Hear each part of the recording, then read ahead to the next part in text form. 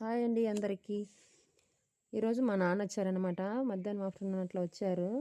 పిల్లల్ని మనవల్ని చూసుకోపోవాలని, మనవరాళ్ళని చూసుకోపోవాలనేసి. వీళ్ళకి ఈరోజు అయితే నా మాట ఏ మాత్రం 1% కూడా వినరనమాట. ఈరోజు వాళ్ళ తాత వచ్చాడు కాబట్టి వాళ్ళ తాతతో ఆడుకోవడం.